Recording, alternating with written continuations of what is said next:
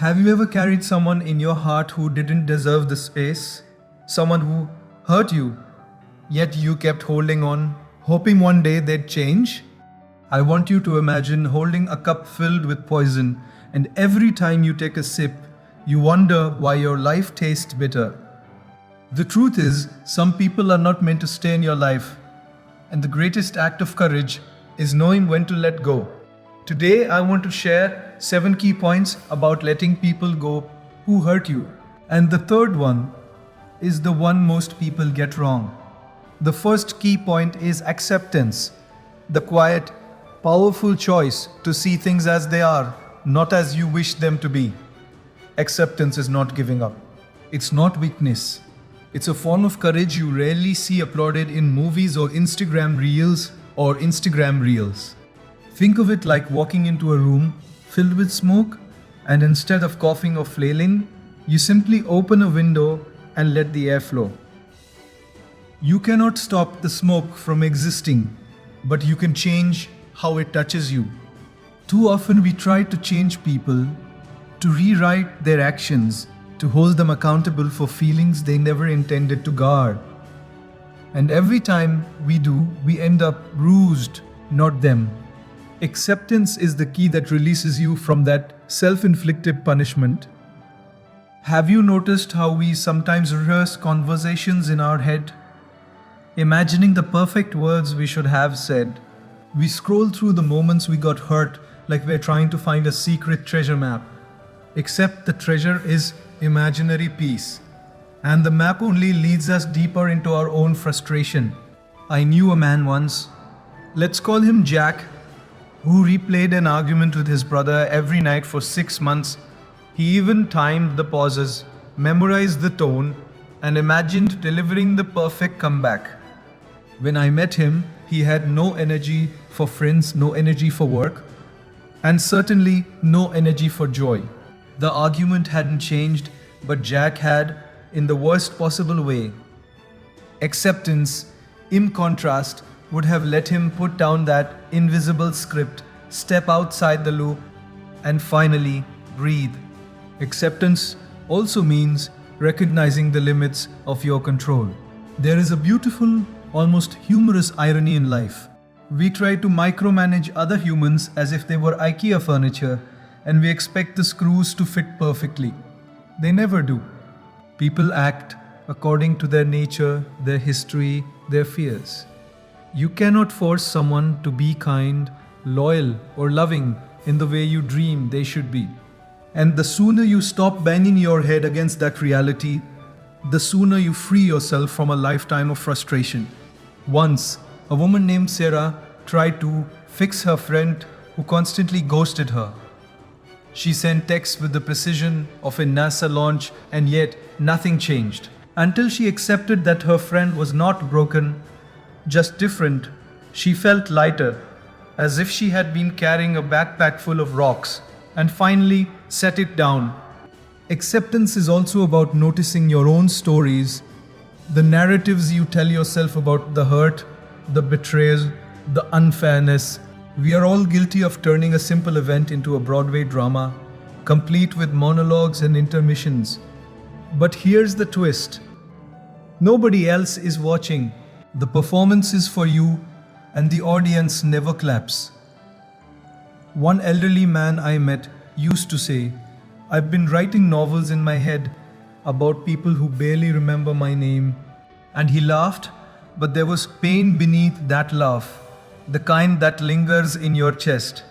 Acceptance asks you to put the pen down, close the notebook, and walk outside. To see that life doesn't require your commentary on every slight, every misunderstanding, every betrayal. Your mind is powerful, but it isn't always truthful. There is a strange kind of humor hidden in acceptance too. Life often puts us in situations that are utterly absurd if we step back. Think of the coworker who takes credit for your idea, the friend who cancels plans at the last minute for the 100th time, the family member who criticizes without thinking. You can scream internally, or you can chuckle at the absurdity. Because acceptance is not silence, it is clarity. It is knowing when to respond and when to simply nod, sip your coffee, and marvel at how interesting humans are. And yes, it feels strange at first, almost rebellious, to stop reacting to every slight. But the freedom it brings is addictive. Acceptance also invites reflection without self judgment. It asks you to feel the pain fully, name it, and then gently place it down. There was a young woman named Lila who had been carrying resentment for years toward her father. Every holiday, she would rehearse grievances like a school recital. One day, she just stopped. She didn't need permission, she didn't need an apology. She didn't need an apology. She didn't even need to understand. She simply sat with her hurt, acknowledged it, and then realized she didn't have to lug it around anymore. Acceptance allowed her to see herself as separate from the actions of another, a radical idea in a world obsessed with blame. Finally, acceptance is a daily practice, not a one-time event. It is like brushing your teeth or tying your shoes. You don't wait for a catastrophe to do it. Every morning remind yourself, I cannot control the choices of others, but I can control how I carry them. A man I once knew would recite this aloud while making his coffee. I release what isn't mine to carry. And he swore that for the first few days it sounded ridiculous.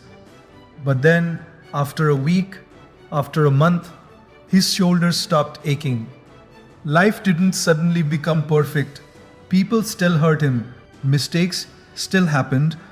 But the weight he carried, the silent, invisible weight of resentment, longing, and blame, started to fall away, one mindful breath at a time.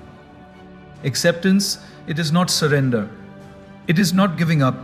It is standing in the storm, eyes wide open, and saying, this is real. This is life. And I will walk through it anyway.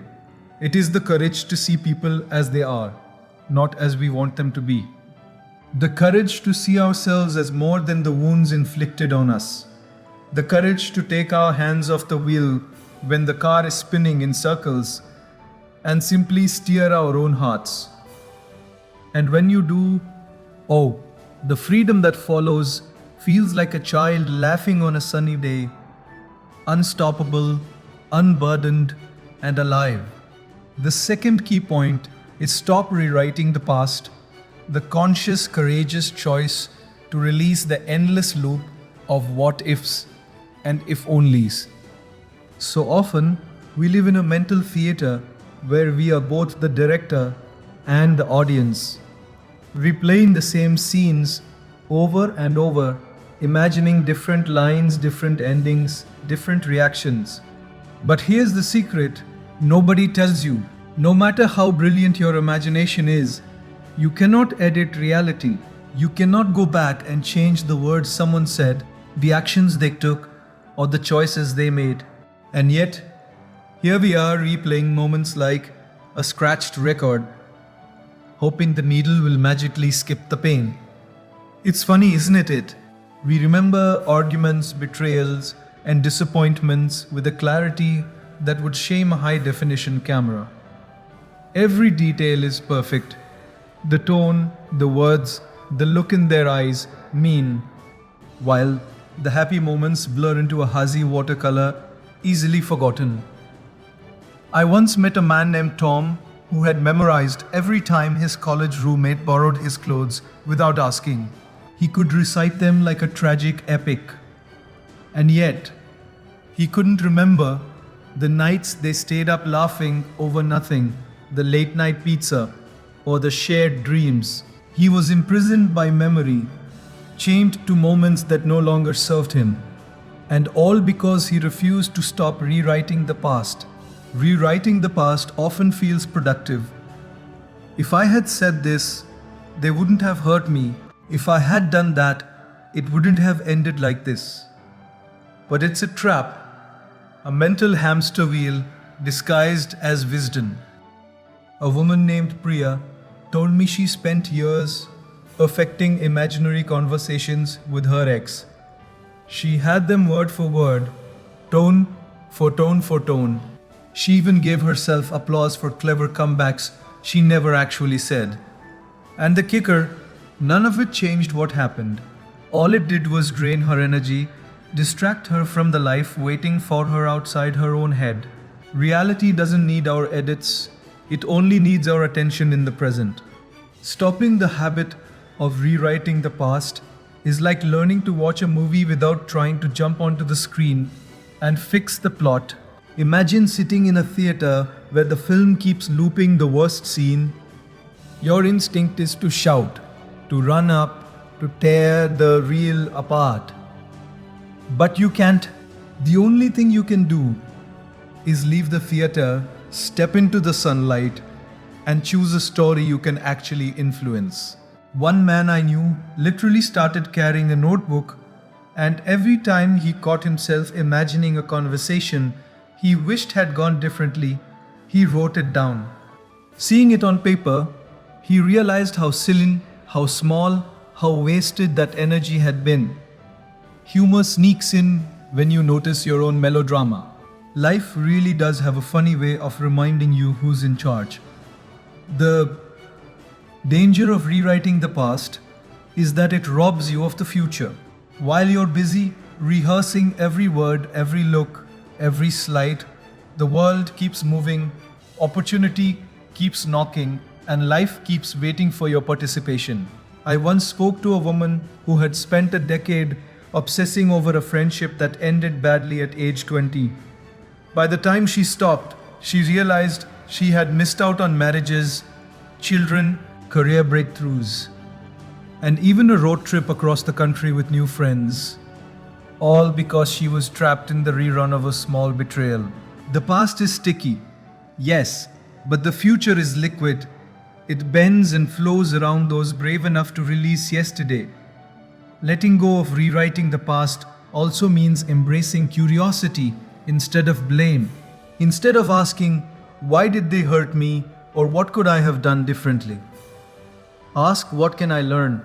Sometimes the lesson is patience. Sometimes it's boundaries. Sometimes it's noticing humor in human folly. I met a man who, after years of obsessing over his sister's betrayal, finally laughed at the memory.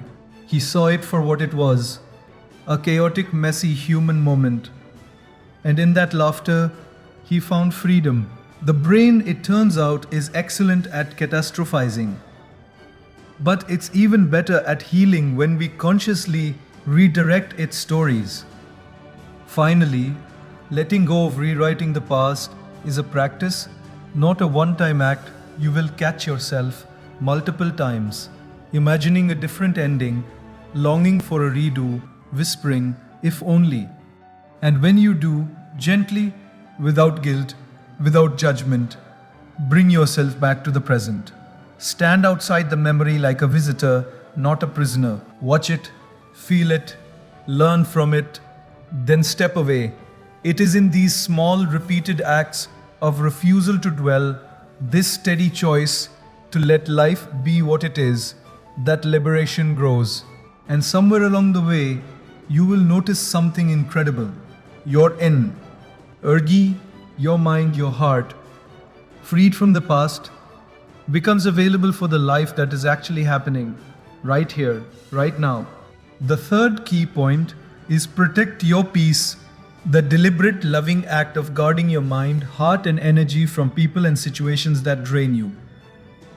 Peace is not a luxury. It is not something you find lying around in a coffee shop or stumble upon in a self-help book. Peace is a garden, and you are the gardener.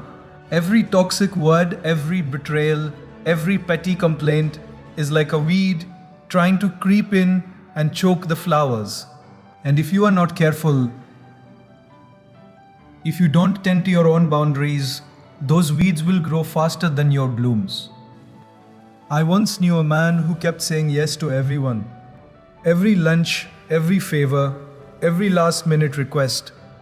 By the end of the week, he was exhausted, irritable, snapping at the people he loved most. Protecting your peace isn't selfish, it's smart.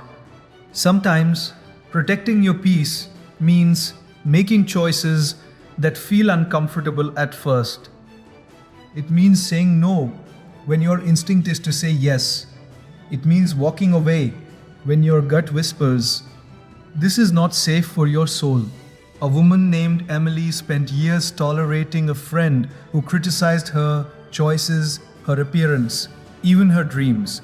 She laughed it off in front of everyone else, thinking she was being nice or loyal. But inside, she carried resentment like a backpack full of rocks.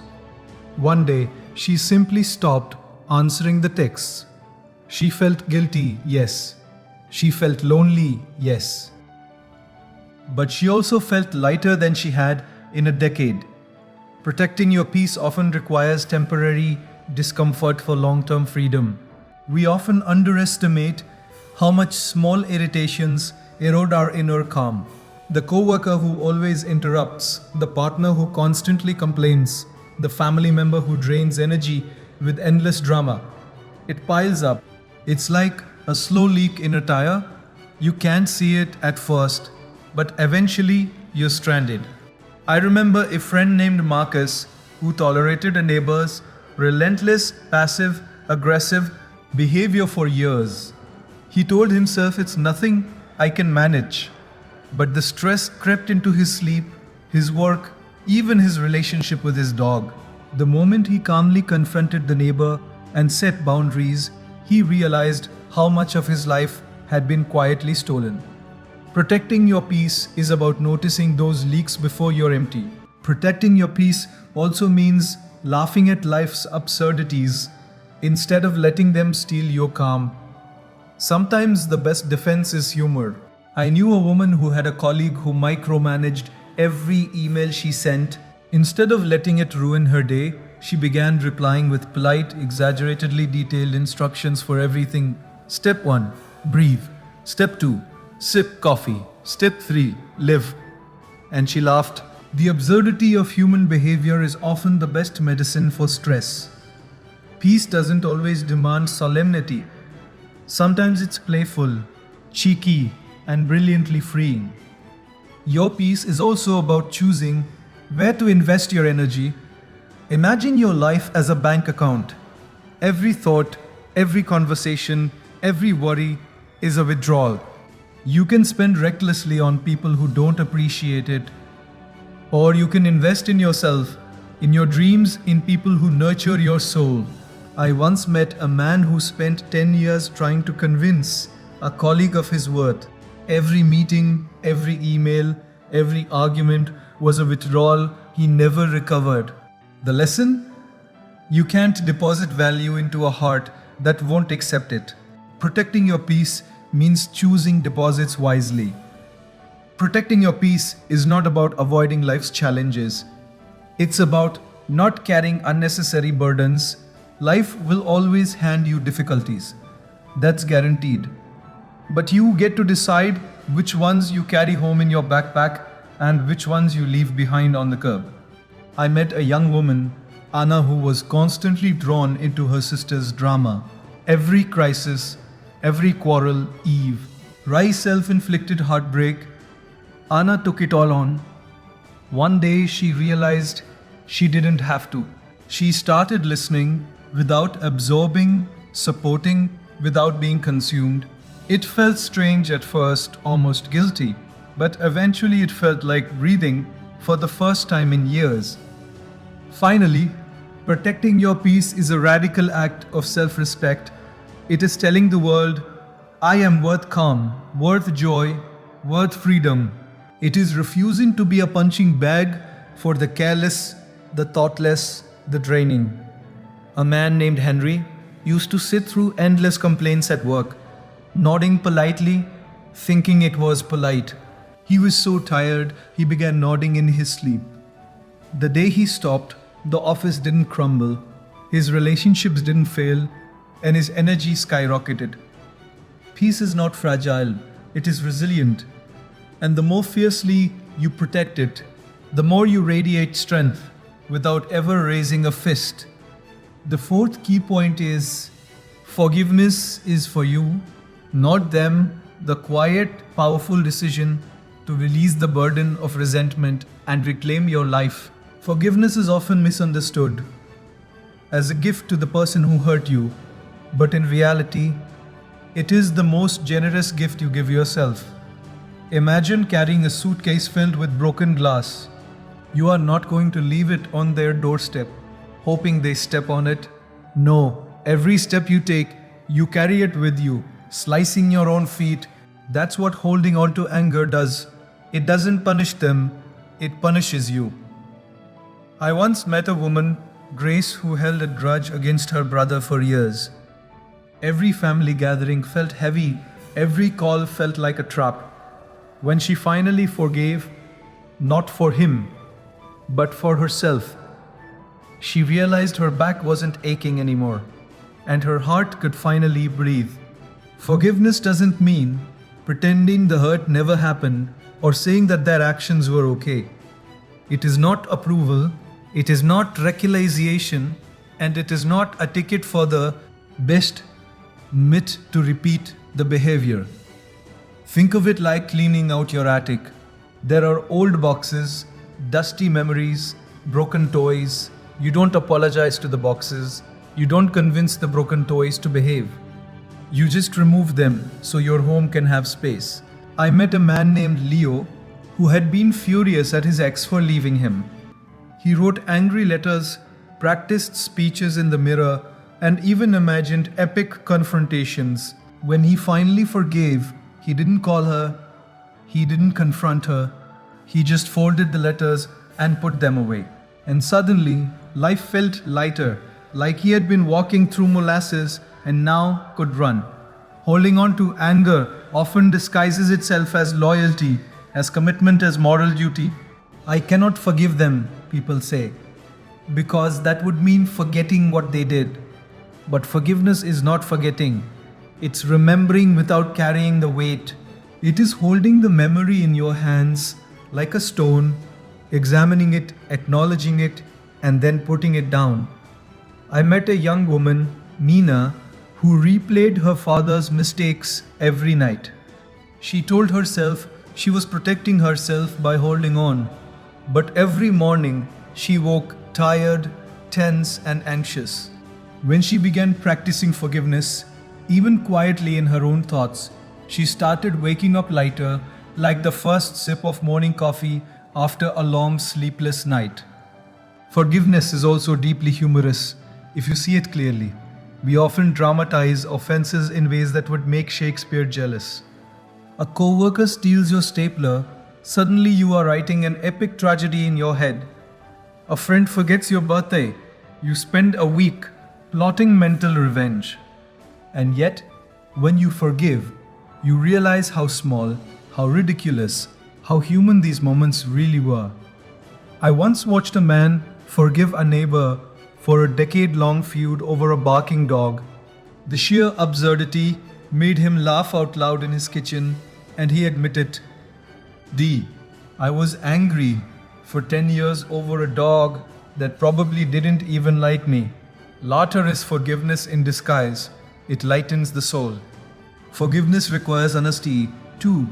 The courage to face your own vulnerability and admit how much the hurt affected you. People avoid forgiveness because it forces them to confront the pain they have hidden under layers of pride, resentment, and I'm fine. I knew a man, Samuel, who had been furious at his mentor for years, blaming him for a career setback. Only when he admitted to himself that he had been wounded, disappointed, and even scared could he release the anger. In that space, he discovered clarity and even a strange sense of gratitude for the lesson, for the strength he didn't know he had, for the resilience that had been quietly growing inside him. Forgiveness is a practice, a muscle you build, not a switch you flip. Some days it feels natural. Other days, the old resentment knocks at the door. And when it does, you welcome it politely, examine it, and then send it on its way. I met a woman named Marissa who said every morning she recited, "I forgive, not because they deserve it, but because I do." She laughed as she said it because at first it sounded ridiculous, even silly. But over weeks, she noticed a shift. Her chest was lighter, her sleep deeper, her conversations calmer. Forgiveness doesn't erase the past, it erases the weight you carry into the present. Finally, forgiveness opens space for growth, for joy, for love that has nothing to do with the person who hurt you. It is the quiet power of saying, "I will not be defined by your actions." A man named David forgave his best friend for betraying him in college. He didn't become best friends again. He didn't even speak to him for years. But the forgiveness allowed David to start new friendships without suspicion, to love without fear, to dream without hesitation.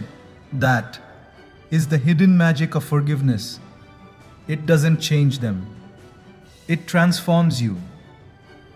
And that transformation, that transformation feels like sunlight breaking through storm clouds you thought would never end. The fifth key point is learn the lesson, release the person, the mindful choice to take the wisdom hidden in pain while letting go of the one who caused it. Life has a peculiar way of introducing people who hurt us, not to punish, not to shame, but to teach. Yet most of us become students in the wrong class, endlessly repeating the lessons without graduating. I knew a man, Daniel, who was furious at a friend for betraying him. For years, he walked around with clenched fists in his mind, replaying every insult, every slight. One day, he realized the lesson wasn't about anger, it was about discernment. And once he understood that, the person who hurt him became irrelevant. The lesson stayed, the weight lifted.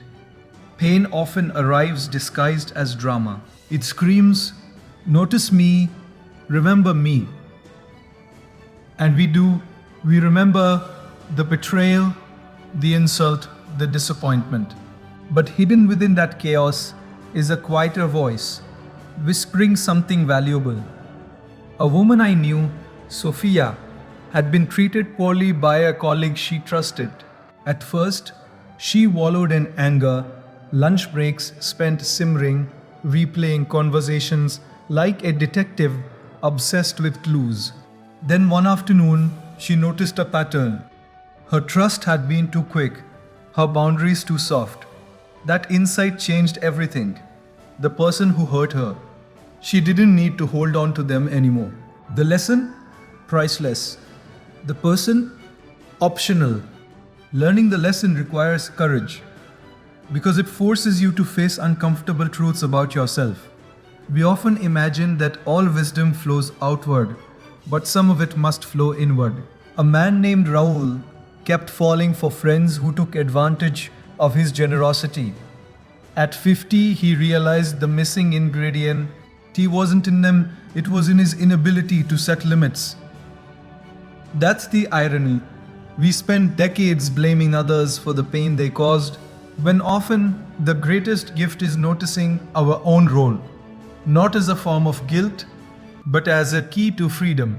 Once that clarity arrived, he could release the people who had hurt him without losing the insight they brought. There is a certain humor in this process if we allow ourselves to see it. Life throws people at us like mismatched socks. You hope for a pair, and instead, you get something completely offbeat. A coworker lies, a friend gossips, a partner disappears. Initially, it feels tragic, a personal affront.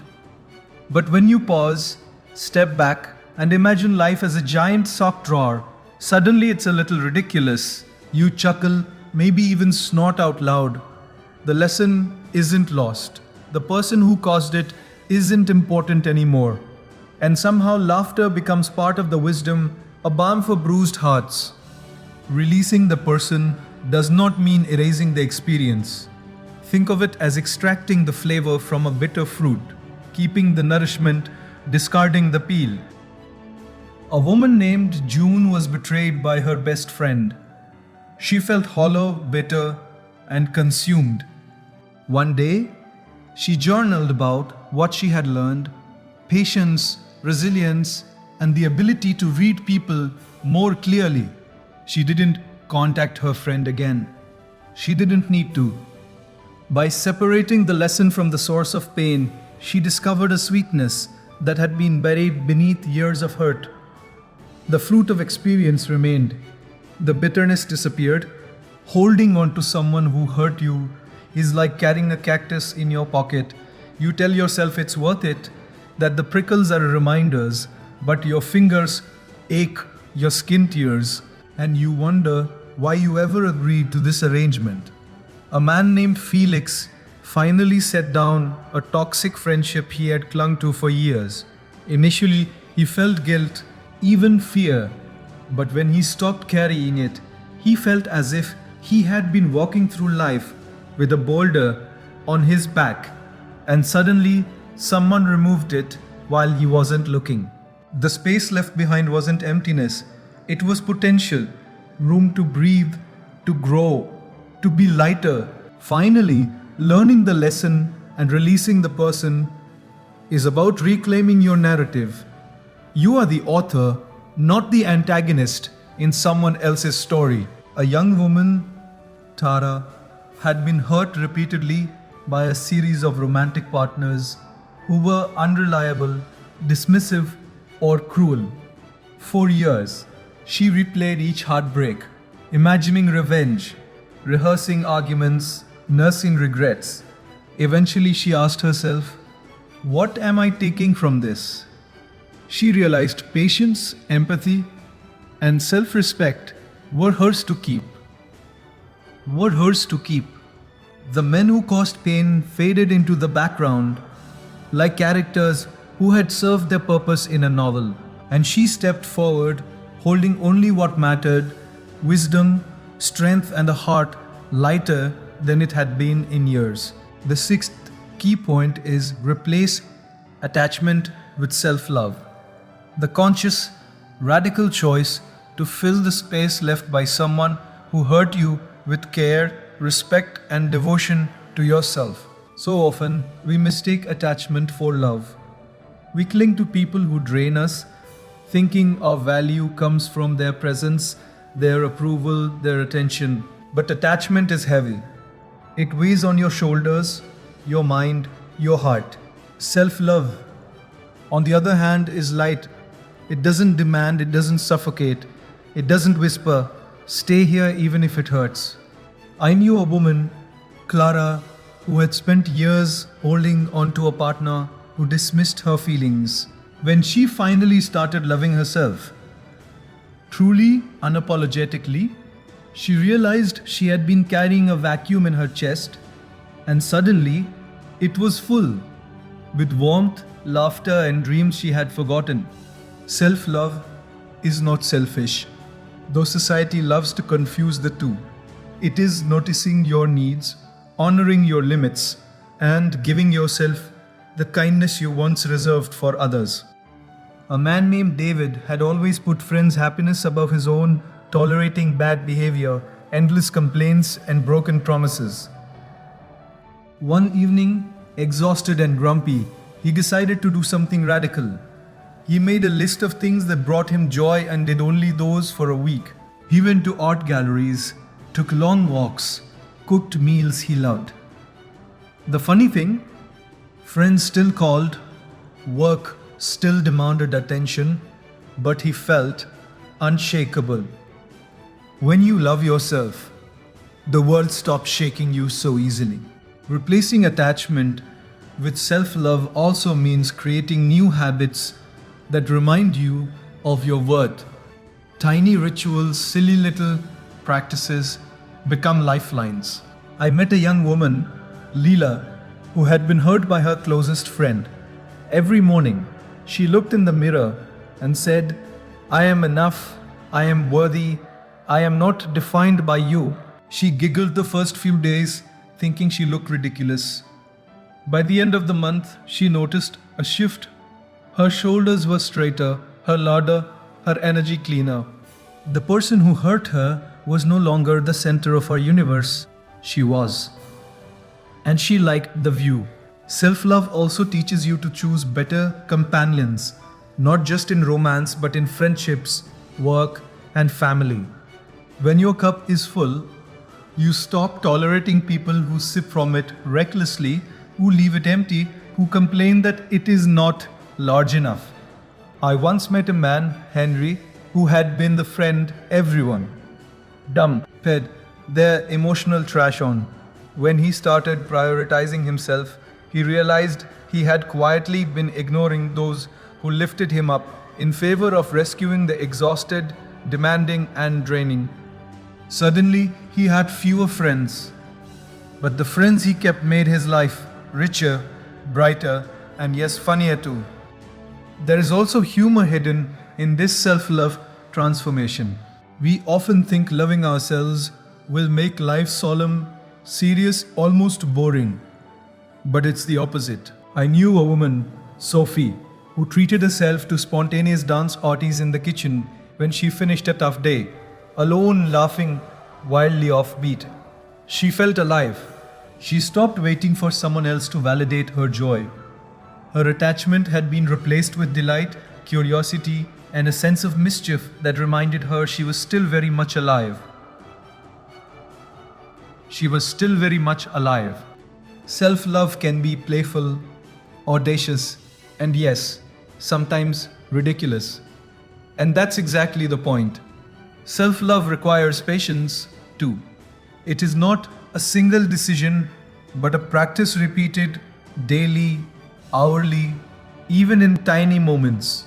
A man named Carlos would catch himself thinking about someone who hurt him and immediately replace the thought with something nourishing, reading a book, calling a supportive friend, or just taking a deep breath and telling himself, I am okay. I am enough. Over months, he noticed a radical shift. The old attachment still knocked occasionally, but now it felt like a minor guest, not the landlord of his mind. The energy that had been devoted to longing, resentment, and hope he couldn't control was now his clean, vibrant, alive. Finally, replacing attachment with self-love is about reclaiming your freedom. It's about waking up and realizing you don't need permission, validation, or presence from anyone to feel complete. I met a woman, Mara, who had been devastated when her closest friend betrayed her. Slowly, she started investing in herself, her hobbies, her dreams, her laughter. She took herself on trips, learned new skills, and discovered that she enjoyed her own company more than she ever imagined. And one day, she laughed at the memory of being crushed by someone else's absence. That laughter was liberation, joy, and love. Her love. Bye. The space once consumed by attachment became a playground for her soul. The seventh key point is letting go is a celebration, the conscious, joyful decision to honor your courage, reclaim your freedom, and embrace life beyond pain. Most of us think of letting go as loss, as emptiness, as a sad farewell. But it's actually the opposite. It is an inward party, a quiet triumph, a moment where you stand and say, I will not be defined by what hurt me. I once knew a woman, Amelia, who had spent years holding on to a friend who betrayed her trust. When she finally let go, she didn't cry. She laughed loudly, as if the weight of years had been lifted in a single exhale. That laughter was her liberation, and liberation, my friend, is worth celebrating. Celebration in letting go doesn't need fireworks or grand gestures. Sometimes it's a small, secret thrill, the kind you feel when you finally delete their number, when you stop checking their social media, when you realize you no longer flinch at their name. A man named Theo had carried resentment against his brother for decades. One day, he cleaned out his email, archived the old conversations, and felt a tiny, mischievous spark of joy. I can breathe now, he whispered, chuckling to himself. That moment, seemingly trivial, was a quiet celebration of taking back his life from the hands of someone who no longer mattered. Letting go also invites you to notice your strength, often hidden under layers of anger, confusion, and hurt. Pain can make us feel small, powerless, trapped, but the act of releasing someone who hurt you is proof that you are neither small nor powerless.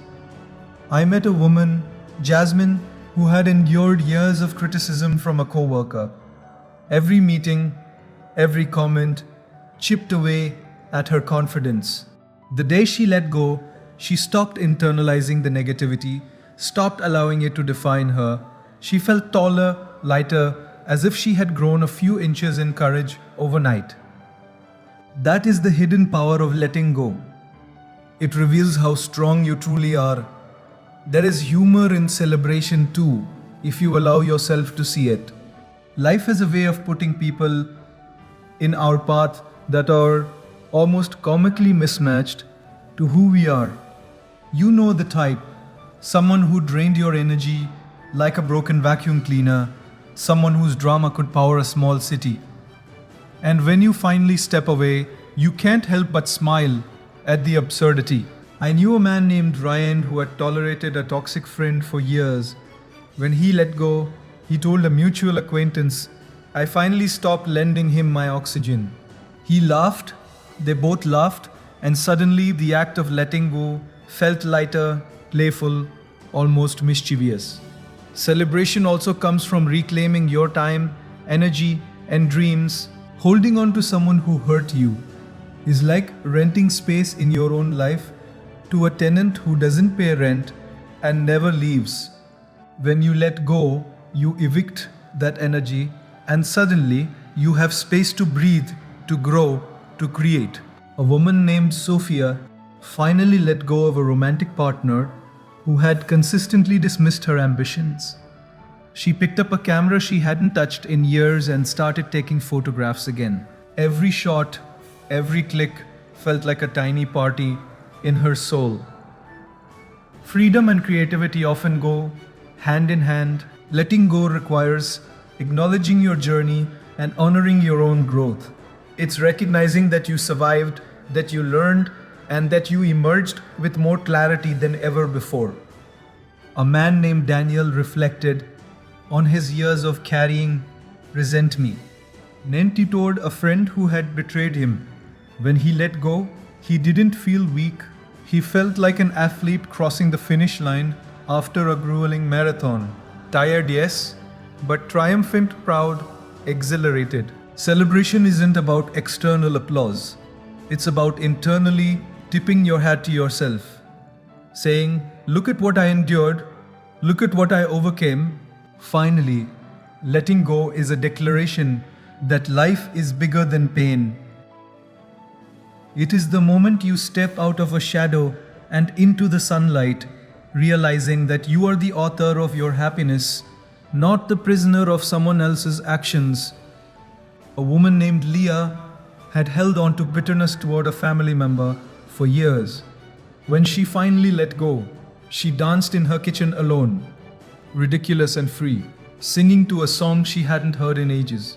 That dance, that laughter, that spontaneous joy was a celebration of her courage, her liberation, and her choice to live fully. Letting go is not a loss, it is a festival for the soul, a toast to your resilience, and a welcome to the life you were always meant to live. As you step back from these thoughts, notice the stillness that follows. The weight you've carried, the anger, the longing, the doubts, they do not vanish in a single moment, but they begin to loosen like snow melting at the first touch of sunlight. Each choice we explored, each shift in perspective, is not a magic trick. It is a small, deliberate act of reclaiming your own life. The clarity, the courage, the gentle strength that arises from letting go, it is yours, quietly, patiently waiting for you to notice. You may still feel the echoes of the people and experiences that once hurt you. That is human. But these echoes no longer have the power to define your rhythm. You have seen how the past can be released, how resentment can be turned into wisdom, how space can be made for yourself. And in that space, there is room for breathing freely, for choosing kindly, for standing firmly in your own truth. Peace does not come from perfection, but from noticing where you have control and choosing to hold it firmly. Think of yourself as someone who has finally set down a heavy stone they were never meant to carry. The stone may have shaped your steps, your path, your perspective, but it does not own you. Every forward step you take from here, every quiet breath, every moment you honor your own heart is a reclamation. You are learning to live lightly, to hold space for what nourishes, and to let life move through you rather than against you. And in that quiet strength, there is freedom. Freedom from endless rewrites of the past, from endless judgments of others, from endless doubts of your own worth. You have seen that forgiveness is not surrender, that self-love is not indulgence, that letting go can be a celebration. These are not abstract ideas, they are tools steady and real for walking through life with clarity and purpose. So as you move forward, carry these truths softly, like a lantern in your hand. Let them guide you without needing to announce themselves. Let them remind you silently that your heart has room for depth, your mind has room for wisdom, and your spirit has room for lightness. Life will continue to challenge, to surprise, to test. But you are no longer carrying the burden of what once hurt you. And in that quiet knowing, there is power. Not a loud, explosive power, but the kind that bends nothing yet moves everything. The kind that allows you to live fully, to breathe fully, to meet each day with an inner clarity that cannot be shaken. You have faced what weighed on you, seen it for what it was, and chosen to step lightly, consciously, freely. This is where strength and calm meet, where resilience and peace coexist, where your life, no longer tethered to what harmed you, begins to unfold in ways that are yours alone.